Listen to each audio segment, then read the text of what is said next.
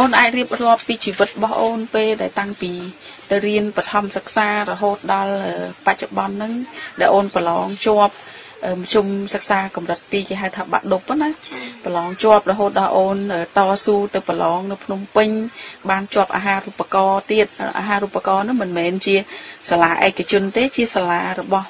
រដ្ឋចាអញ្ចឹងអូនអាចរៀបរាប់ពីជីវិតរបស់អូនបានទេបានបងចាអូនជើញជីវិតនៅបឋមគឺមានការលំបាកខ្លាំងណាស់បងចាលំបាកអីខ្លះដែរចាកូនគេអ្នកទៅរៀនគេសិតជីកង់បងតែចំណែកខ្ញុំវិញទៅរស់នៅមួយមីងអញ្ចឹងគាត់អត់មានលុយទិញកង់ឲ្យជីហើយប៉ាក៏គាត់អត់មានលុយដែរអញ្ចឹងខ្ញុំត្រូវដើរទៅរៀនហើយថ្ងៃខ្លះមេឃភ្លៀងបងអញ្ចឹងត្រូវដើរផ្លូវកាត់ដោយតាមផ្សារហើយសិតផុកអីចឹងបងដើរទៅរៀនតាមហើយកាន់សេមីមួយដើរទៅទូទឹកភ្លៀងបងទៅរៀនមួយគេទៅហើយពេលខ្លះទៅពិបាកដែរបងពួកអីគេរៀនគួរគ្រប់គ្នាហើយខ្ញុំអត់បានរៀនចឹងរៀនដូចអត់សូវតាមគេអត់ទាន់ដែរចាហើយនិយាយទៅបងច្រើនដល់ពេលនិយាយទៅអានឹងបាក់មួយភាគទៅដល់ពេលខ្ញុំចូលទៅអនុវិទ្យាល័យវិញតម្រូវការរៀនគួរកាន់តែខ្ពស់ជាងមុនបន្តិចចាពួកអីវារៀនចាំមុខវិជ្ជាបងចាអញ្ចឹងខ្ញុំត្រូវរកលុយដោយខ្លួនឯងពួកអីអូនរកអីខ្លះដែរខ្ញុំដូចជាកាលហ្នឹងខ្ញុំចេះប៉ាក់កៅអៅបងអញ្ចឹងប៉ាក់កៅអៅហើយនិយាយទៅហើយប៉ាក់កៅអៅហើយស៊ីឈ្នួលបោកកៅអៅគេបងស៊ីឈ្នួលបោកកៅអៅឲ្យគេចាស៊ីឈ្នួលបោកកៅអៅឲ្យគេហើយក្នុងមួយថ្ងៃបានប្រមាណដែរដែលអូនរកបានហ្នឹងជាងការបោកកៅអៅគេម្ដងគេឲ្យ 5,000 ណាបងគេឲ្យ 5,000 ហើយអូនបានលុយហ្នឹងសម្រាប់យកទៅរៀនទៀតចាអូនបន្តទៀតចាហើយបោកកៅអៅគេម្ដងទាំងក្បាក់ហើយវាមិនមែនជារឿងងាយស្រួលទេបងពួកអីប្រើទឹកមិនមែនជាទឹកម៉ាស៊ីនអីអញ្ចឹងយើងត្រូវការដងវារំបានម្លឹងវាពិបាកដែរចាហើយបបាក់កៅអៅវិញនិយាយទៅពេលខ្លះយើងឆ្លៀតទៅប៉ាក់នៅសាលាបងចាអញ្ចឹងសោពេលទៅនេះយើងប៉ាក់ហើយ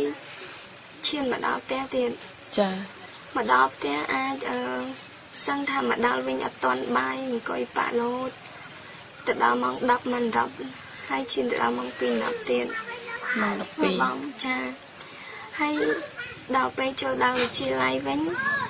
គឺវារត់តែម្បាក់ទៀតតម្រូវការពួកឯឆ្នាំយើងប្រឡងបងអញ្ចឹងខ្ញុំត្រូវការ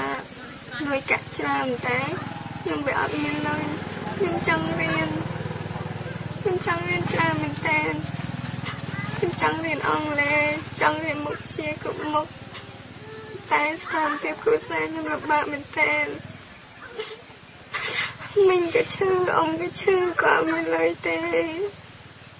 ហើយខ្ញុំក៏ទៅខំប៉ាក់រហូតដល់ឈឺភ្នែកប៉ាក់ក្នុងអាវមួយបានប្រហែលដែរអូន1,500ម៉ោង1,500អាវមួយនោះប៉ាក់ប្រហែលថ្ងៃចិនកាលមួយថ្ងៃខ្ញុំប៉ាក់បានច្រើនណាស់បងចិនកាលមួយថ្ងៃខ្ញុំបានប៉ាក់បាន4ទៅ5បើសិនតែខ្ញុំព្យាយាមបងពួកអីងើពេលព្រលឹមឡើងអញ្ចឹងជួនធ្វើការតែមីងទីទួយទៅដល់ពេលទៅសាលាពេលចេញលេងទៅក៏ខ្ញុំឆ្លៀតប៉ាក់អញ្ចឹងបងចិនកាលហើយចិនកាលមួយនឹងហើយចិត្តពាក់កដាលហើយមកដល់ផ្ទះពេលថ្ងៃត្រង់អញ្ចឹងឆ្លៀតប៉ាក់ទៅហើយមួយទៀតអញ្ចឹងដល់ពេលយប់ឡើងខ្ញុំបន្តអង្គុយប៉ាក់រហូតដូចខ្ញុំប្រាប់បងអញ្ចឹងប៉ាក់រហូតដល់មានជំងឺភ្នែកហើយចង់ប្រាប់មីងថាចង់ឲ្យមីងងំទៅពិនិត្យមកប៉ុន្តែមីងក៏ឈឺដែរខ្ញុំមិនដែរប្រាប់មីងទេតែខ្ញុំពិបាកណាស់ហើយពេលនេះខ្លះពេលទៅរៀនខ្ញុំឃ្លានមែនតើខ្ញុំឃ្លានតែខ្ញុំវាអត់លុយចាយមកខ្ញុំយកលុយនឹងចាយខ្ញុំអត់មានលុយរៀនគួរមកពេលខ្លះទៅមកផ្ទះហូបនំខ្ញុំលេបទឹកមាត់ខ្ញុំឃ្លានពេកខ្ញុំអត់មានអារម្មណ៍រៀនទេហើយបាក់ចិត្តច្រើនណាស់ព្រោះអីឆ្នាំប្រឡងយើងត្រូវការរៀនគួរគ្រប់មុខតែយើងរៀនបានតែប្រហែលមុខ ចង់ពិបាកមែនតើខ្ញុំតស៊ូរហូតដល់ចុងឆ្នាំខ្ញុំនៅតែបន្តអត់អាហារពេលព្រឹកលោតដល់ខ្ញុំមានជំងឺកាពះពេលខ្លះទៅរៀនឈឺកាពះខ្លាំងមែនតើតែទ្រាំធ្វើម៉េចមកជីវិតខាងមកដល់អញ្ចឹងឥឡូវនេះយើងបានប្រឡងជាប់អាហារូបករណ៍នៅភ្នំពេញហើយអញ្ចឹងអូនគិតថាអូនប្រើជីវិតដោយ